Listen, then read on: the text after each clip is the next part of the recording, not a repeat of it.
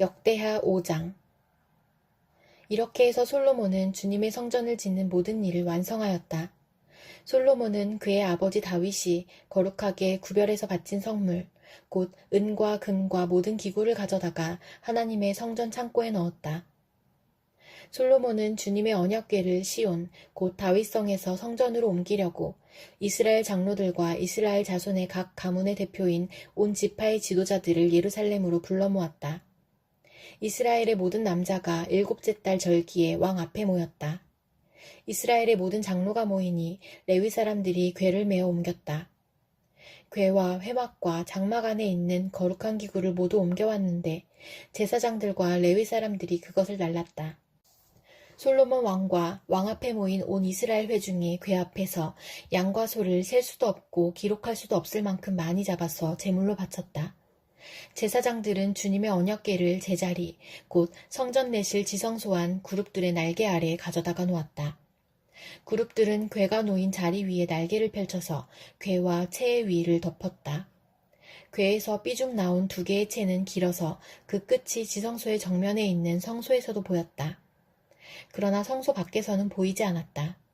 그 채는 오늘날까지 그곳에 그대로 놓여 있다. 궤 속에는 호렙에서 모세가 넣어둔 2판 말고는 아무것도 없었다. 이 2판은 이스라엘 자손이 이집트에서 나온 다음에 주님께서 호렙에서 그들과 언약을 세우실 때에 모세가 거기에 넣은 것이다.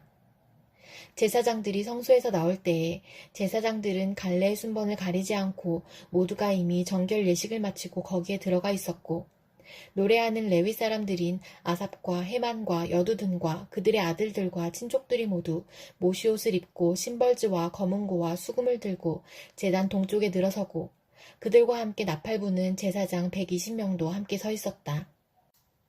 나팔 부는 사람들과 노래하는 사람들이 일제히 한 목소리로 주님께 찬양과 감사를 드렸다. 나팔과 심벌즈와 그 밖의 악기가 한데 어우러지고 주님은 선하시다, 그 인자하심이 영원하다 하고 소리를 높여 주님을 찬양할 때에 그 집, 곧 주님의 성전에는 구름이 가득 찼다. 주님의 영광이 하나님의 성전을 가득 채워서 구름이 자욱하였으므로 제사장들은 서서 이를 볼 수가 없었다. 역대하 6장. 그런 가운데 솔로몬이 주님께 아뢰었다. 주님께서는 캄캄한 구름 속에 계시겠다고 말씀하셨습니다.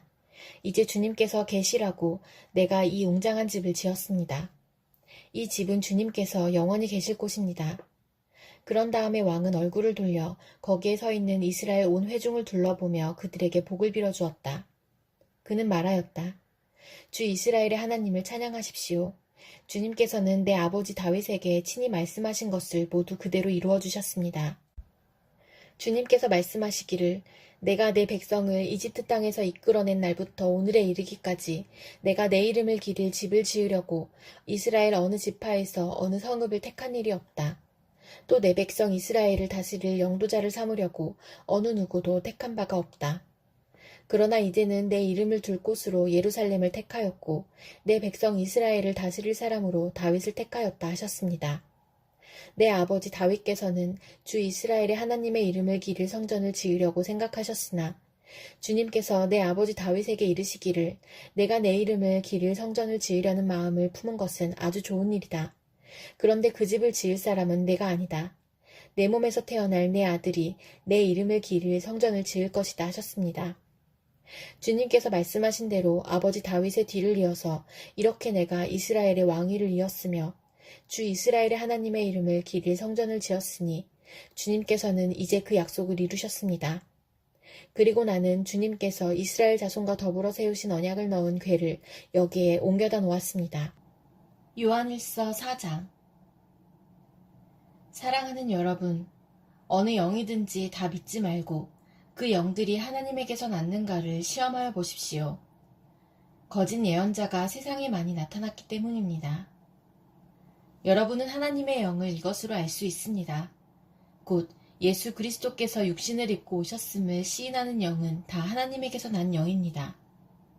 그러나 예수를 시인하지 않는 영은 다 하나님에게서 나지 않은 영입니다. 그것은 그리스도의 적대자의 영입니다. 여러분은 그 영이 올 것이라는 말을 들었습니다.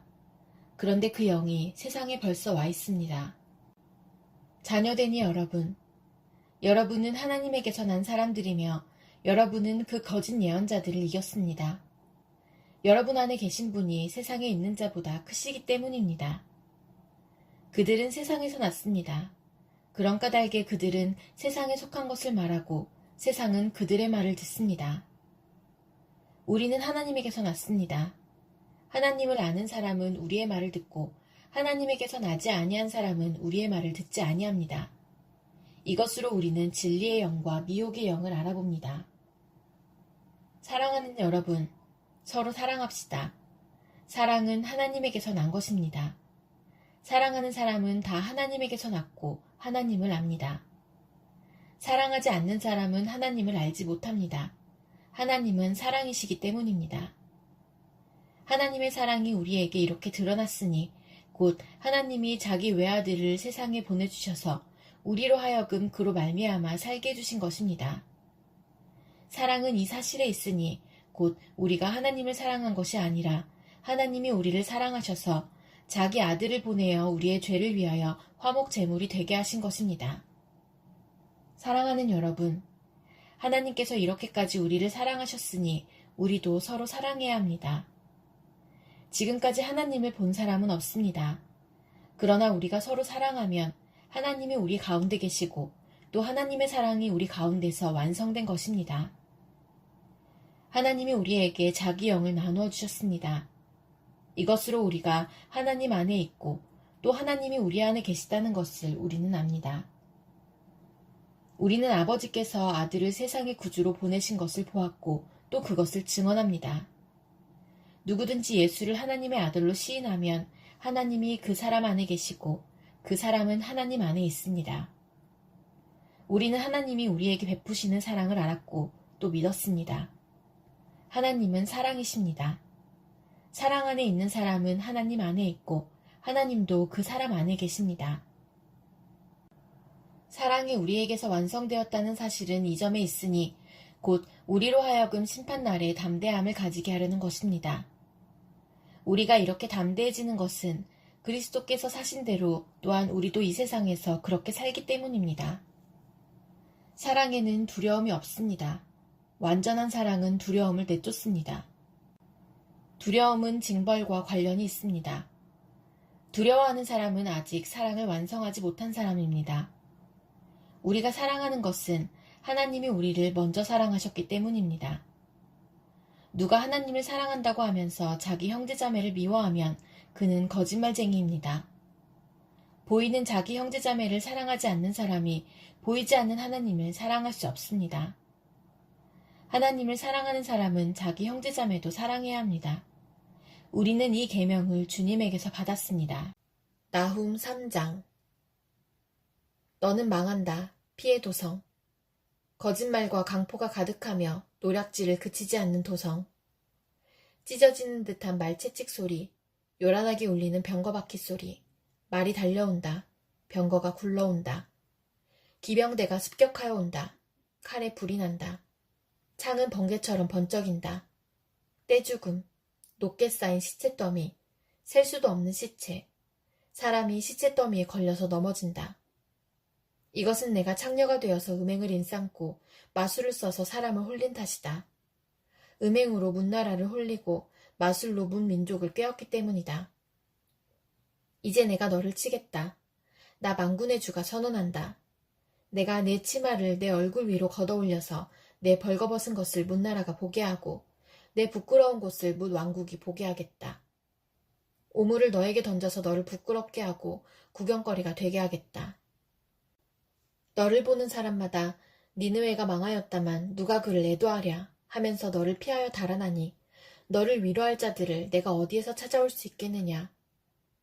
내가 테베보다 나은 것이 무엇이냐. 나일강 옆에 자리 잡은 테베. 강물에 둘러싸여 그 큰 물이 방어벽이 되고 그 큰 물이 성벽이 된 그 성읍.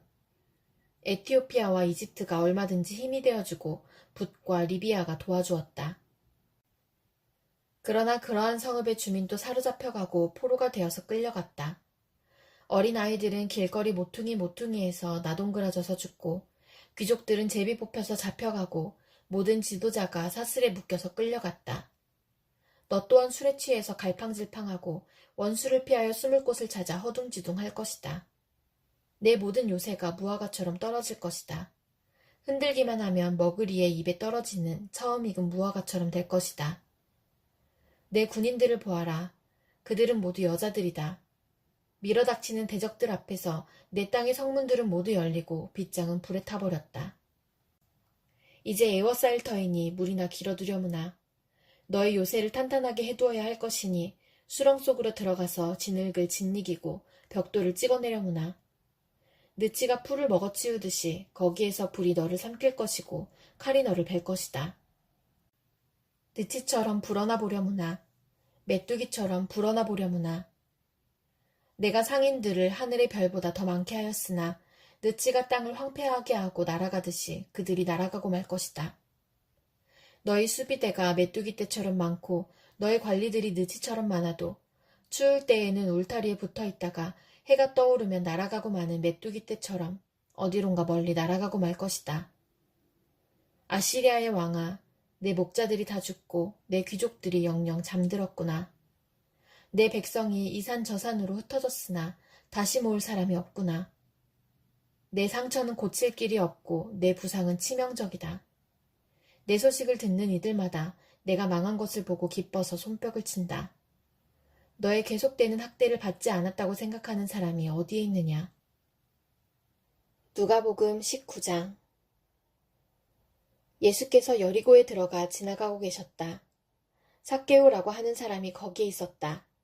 그는 세관장이고 부자였다. 삭개오는 예수가 어떤 사람인지를 보려고 했었으나 무리에게 가려서 예수를 볼 수 없었다. 그가 키가 작기 때문이었다. 그래서 그는 예수를 보려고 앞서 달려가서 뽕나무에 올라갔다. 예수께서 거기를 지나가실 것이기 때문이었다. 예수께서 그곳에 이르러서 쳐다보시고 그에게 말씀하셨다. 삭개오야, 어서 내려오너라. 오늘은 내가 내 집에서 묵어야겠다. 그러자 삭개오는 얼른 내려와서 기뻐하면서 예수를 모셔드렸다. 그런데 사람들이 이것을 보고서 모두 수군거리며 말하였다. 그가 죄인의 집에 묵으려고 들어갔다. 삭개오가 일어서서 주님께 말하였다. 주님, 보십시오. 내 소유의 절반을 가난한 사람들에게 주겠습니다. 또 내가 누구에게서 강제로 빼앗은 것이 있으면 4배로 하여 갚아주겠습니다. 예수께서 그에게 말씀하셨다. 오늘 구원이 이 집에 이르렀다. 이 사람도 아브라함의 자손이다. 인자는 잃은 것을 찾아 구원하러 왔다. 그들이 이 말씀을 듣고 있을 때에 예수께서 덧붙여서 비유를 하나 말씀하셨다. 이 비유를 드신 것은 예수께서 예루살렘에 가까이 이르신 데다가 사람들이 하나님의 나라가 당장에 나타날 줄로 생각하고 있었기 때문이다. 그래서 예수께서 말씀하셨다. 귀족 출신의 어떤 사람이 왕위를 받아가지고 돌아오려고 먼 나라로 길을 떠날 때에 자기 종 10사람을 불러다가 10문화를 주고서는 내가 올 때까지 이것으로 장사를 하여라 하고 말하였다. 그런데 그의 시민들은 그를 미워하므로 그 나라로 사절을 뒤따라 보내서 우리는 이 사람이 우리의 왕이 되는 것을 원하지 않습니다 하고 말하게 하였다. 그러나 그 귀족은 왕위를 받아 가지고 돌아와서 은화를 맡긴 종들을 불러오게 하여 각각 얼마나 벌었는지를 알아보고자 하였다. 첫째 종이 와서 말하였다. 주인님, 나는 주인의 한 문화로 10문화를 벌었습니다. 주인이 그에게 말하였다. 착한 종아, 잘했다. 내가 아주 작은 일에 신실하였으니 10 고을을 다스리는 권세를 차지하여라. 둘째 종이 와서 말하였다. 주인님, 나는 주인의 한 문화로 5문화를 벌었습니다. 주인이 이 종에게도 말하였다. 너도 5 고을을 다스리는 권세를 차지하여라. 또 다른 한 종이 와서 말하였다. 주인님 보십시오. 주인의 한 문화가 여기에 있습니다. 나는 이것을 수건에 싸서 보관해 두었습니다. 주인님은 야무진 분이라서 맡기지 않은 것을 찾아가시고 심지 않은 것을 거두심으로 나는 주인님을 무서워하여 이렇게 하였습니다. 주인이 그에게 말하였다. 악한 종아, 나는 내 입에서 나온 말로 너를 심판하겠다. 너는 내가 야무진 사람이라서 맡기지 않은 것을 찾아가고 심지 않은 것을 거두어가는 줄 알고 있었지. 그러면 어찌하여 내 은화를 은행에 예금하지 않았느냐? 그랬더라면 내가 돌아와서 그 이자와 함께 그것을 찾았을 것이다. 그리고 그는 곁에 서 있는 사람들에게 말하였다. 이 사람에게서 한 문화를 빼앗아서 10문화를 가진 사람에게 주어라. 그들이 주인에게 말하기를 주인님, 그는 10문화를 가지고 있습니다 하였다. 내가 너희에게 말한다. 가진 사람은 더 받게 될 것이요. 가지지 못한 사람은 그가 가진 것까지 빼앗길 것이다. 그리고 내가 자기들의 왕이 되는 것을 원하지 않는 나의 이 원수들을 이리로 끌어다가 내 앞에서 죽여라. 예수께서 이 말씀을 마치시고 앞장서서 걸으시며 예루살렘으로 올라가고 계셨다. 예수께서 올리브산이라 불리는 산에 있는 벳바게와 베다니에 가까이 오셨을 때에 제자 2사람을 보내시며 말씀하셨다. 맞은 쪽 마을로 가거라. 거기에 들어가서 보면 아직 아무도 타본 적이 없는 새끼 나귀 한 마리가 매어 있을 것이다. 그것을 풀어서 끌고 오너라. 혹시 누가 너희에게 왜 푸냐고 묻거든 주님께서 그것을 필요로 하십니다 하고 말하여라. 보내심을 받은 사람이 가서 보니 예수께서 그들에게 말씀하신 그대로였다. 그들이 새끼 나귀를 푸는데 그 주인들이 그들에게 말하였다. 그 새끼 나귀는 왜 푸는 거요? 그들이 대답하였다. 주님께서 그것을 필요로 하십니다. 그리고 그들이 그 새끼 나귀를 예수께로 끌고 와서 자기들의 옷을 나귀 등에 걸쳐 얹고서 예수를 올라타시게 하였다. 예수께서 나아가시는데 제자들이 자기들의 옷을 길에 깔았다. 예수께서 어느덧 올리브산의 내리막길에 이르셨을 때에 제자의 온 무리가 기뻐하며 자기들이 본 모든 기적을 두고 큰 소리로 하나님을 찬양하면서 말하였다. 복되시다. 주님의 이름으로 오시는 임금님. 하늘에는 평화, 지극히 높은 곳에는 영광. 그런데 무리 가운데 섞여 있는 바리새파 사람 몇이 예수께 말하였다. 선생님, 선생님의 제자들을 꾸짖으십시오. 그러나 예수께서 대답하셨다. 내가 너희에게 말한다. 이 사람들이 잠잠하면 돌들이 소리 지를 것이다. 예수께서 예루살렘 가까이에 오셔서 그 도성을 보시고 우시었다. 그리고 이렇게 말씀하셨다. 오늘 너도 평화에 이르게 하는 일을 알았더라면 좋을 터인데 그러나 지금 너는 그 일을 보지 못하는구나. 그날들이 너에게 닥치리니 너의 원수들이 토성을 쌓고 너를 에워싸고 너를 사면에서 죄어들어서 너와 내 안에 있는 내 자녀들을 짓밟고 내 안에 돌 한 개도 다른 돌 위에 얹혀있지 못하게 할 것이다. 이것은 하나님께서 너를 찾아오신 때를 내가 알지 못했기 때문이다.